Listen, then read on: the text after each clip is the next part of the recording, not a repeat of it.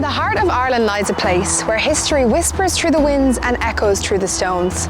Welcome to the Boyne Valley, a treasure trove of our rich heritage.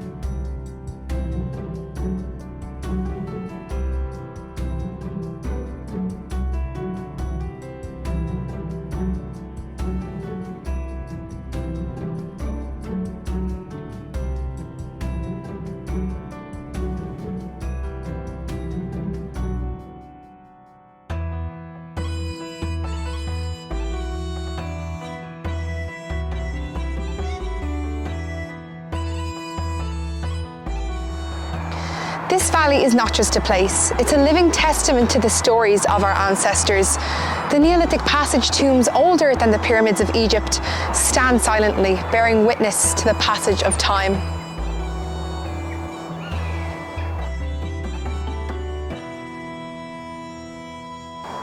We spoke to Anthony Murphy about his exciting drone henge discovery and the important part we play in preserving our rich heritage. I'm Anthony Murphy. I'm a tour guide, I'm an author, I run a website called Mythical Ireland. I've had an interest in these monuments and ancient Ireland in general for a long time now, close on 25 years.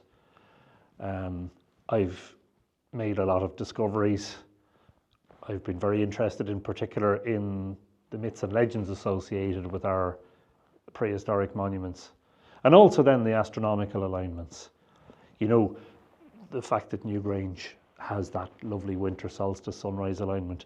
Well, Martin Brennan and others found that that wasn't the only example.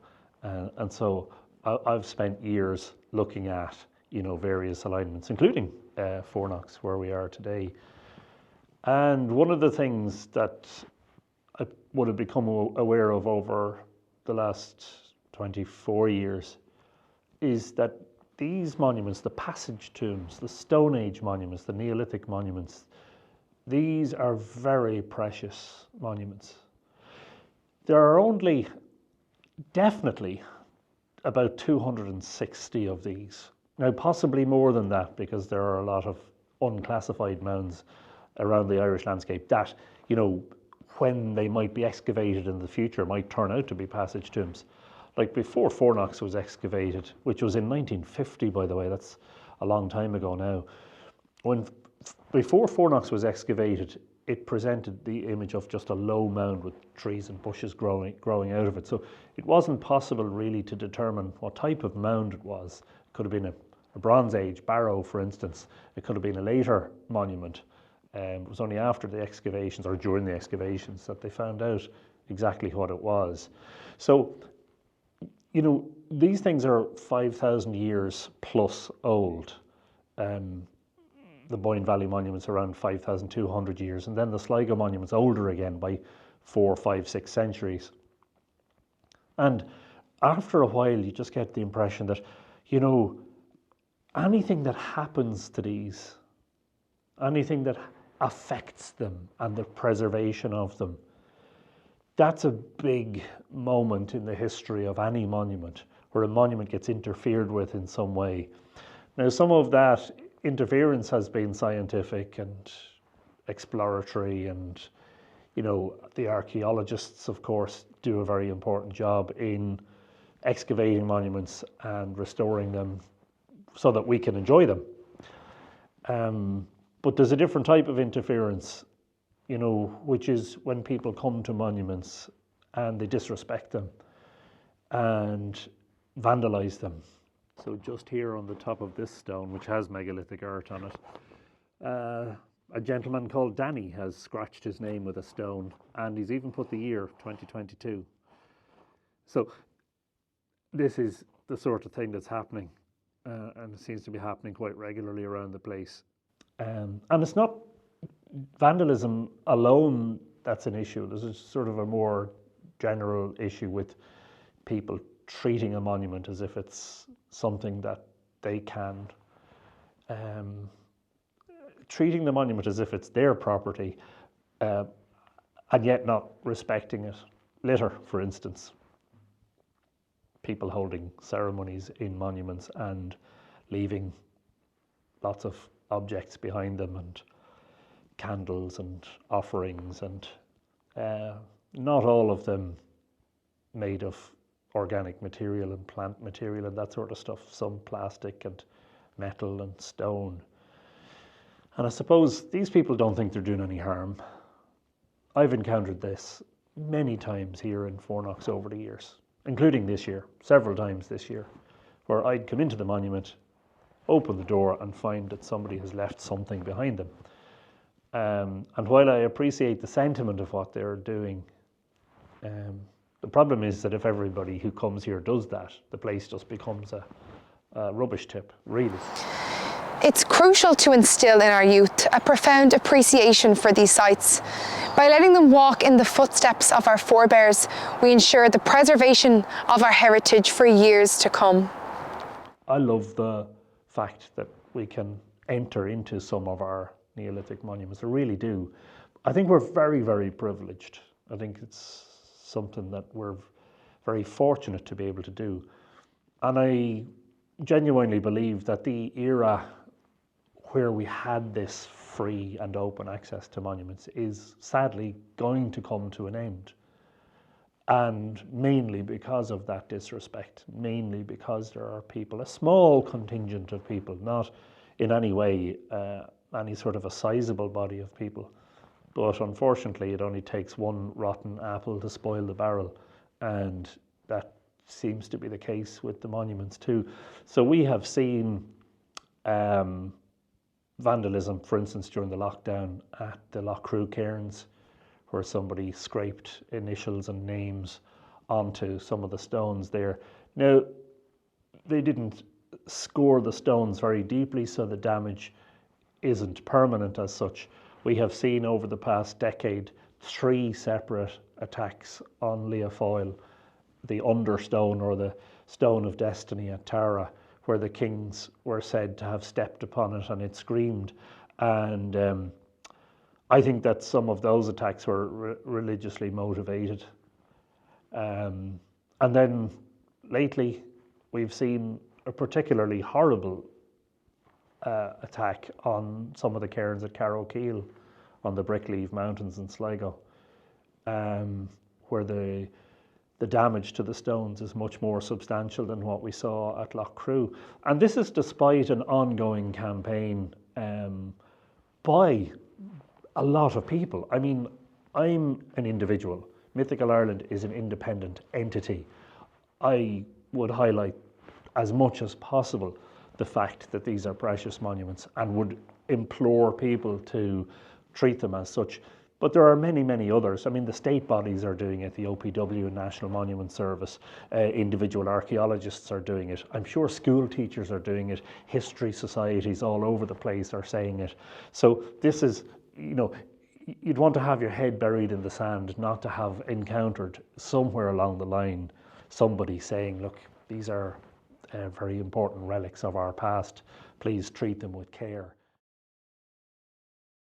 The Boyne Valley stands as a testament to the tenacity of time and the resilience of our heritage. Let us pledge to protect this invaluable connection we have to our past, for it is not just our legacy, but the inheritance of generations yet to come.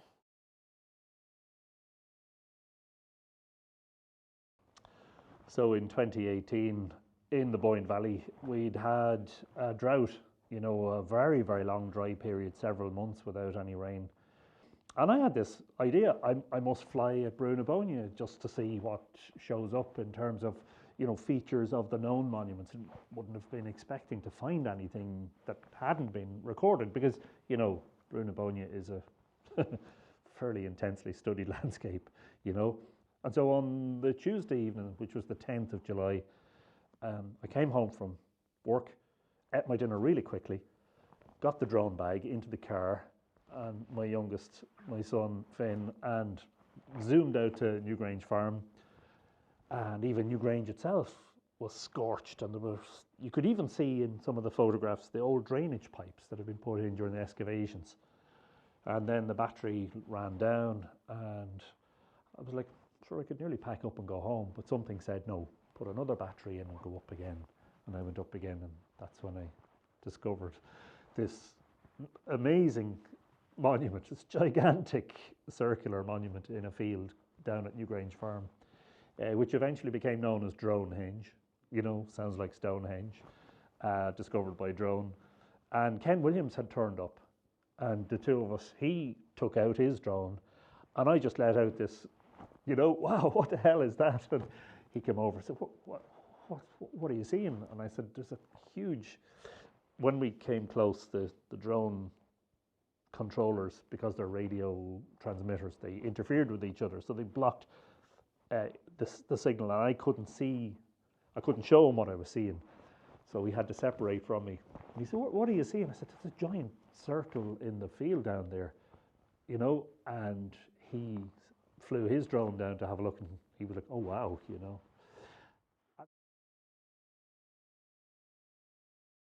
During the pandemic in 2020, somebody climbed up to the top of Ballygawley Mountain, the Ballygawley Mountains in Sligo, and dug a big hole into a cairn.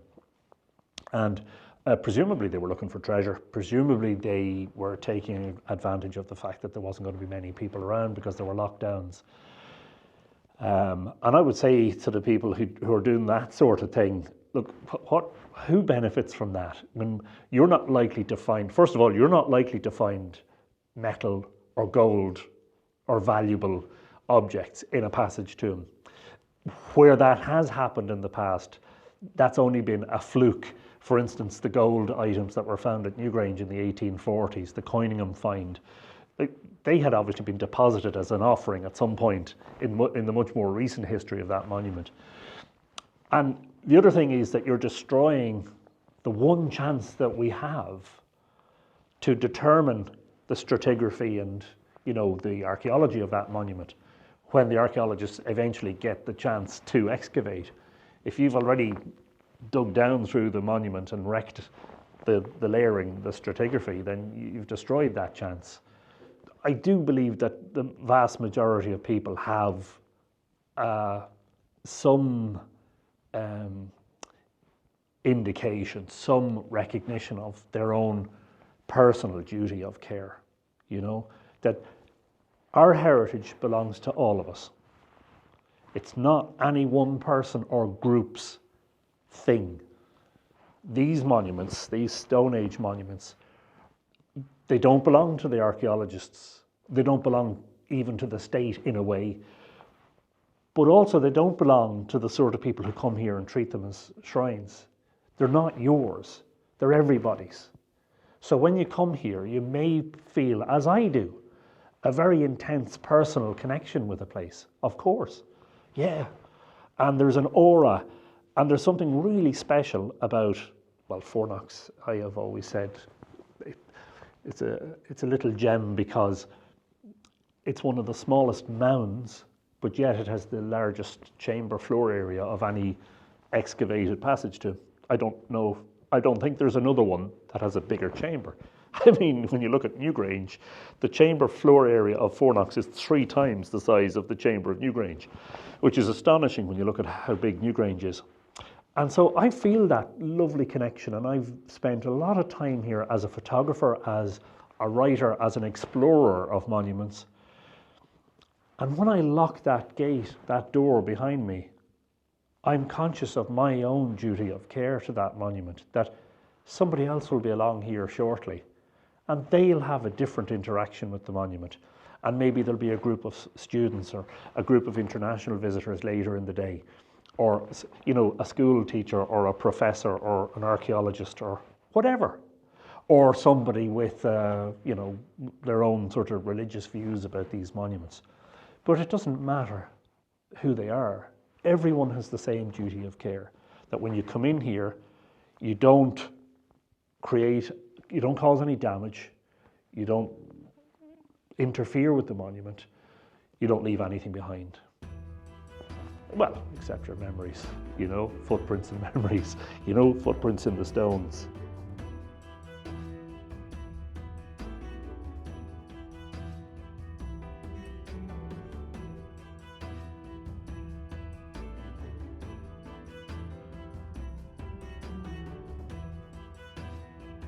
That we think of, the very ground that we're stood on there in regards our sacred sites and our monuments. And it's absolutely sacrilege there that, there's some certain type of individuals that, have decided to deface and upset and cause a bit of damage. So we have to protect that. They are national treasures there, they are the jewels in Ireland's crown, so we have to look after that there. So we hope that the necessary precautions can be put together and that we can all enjoy them, and especially for our visitors coming, that we can appreciate and tell the story about them rather than having to look at this nonsense. Through collaborative efforts, local communities, historians and archaeologists work hand in hand to conserve these ancient sites. Restoration projects and educational programs aims to ensure that the tales etched in these stones remains alive.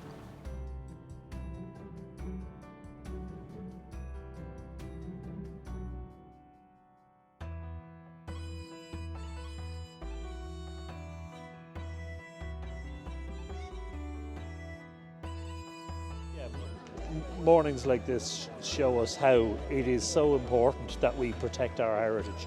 Newgrange is a very precious monument, a precious remnant of a very ancient past. We need to do our very best at all times to make sure that we're looking after these monuments and preserving them for the future, because we want to know that our grandchildren and their grandchildren will be able to enter into that monument and to look at its megalithic art in just the same way that we're able to do now. A special thank you to Nua Healthcare and the OPW.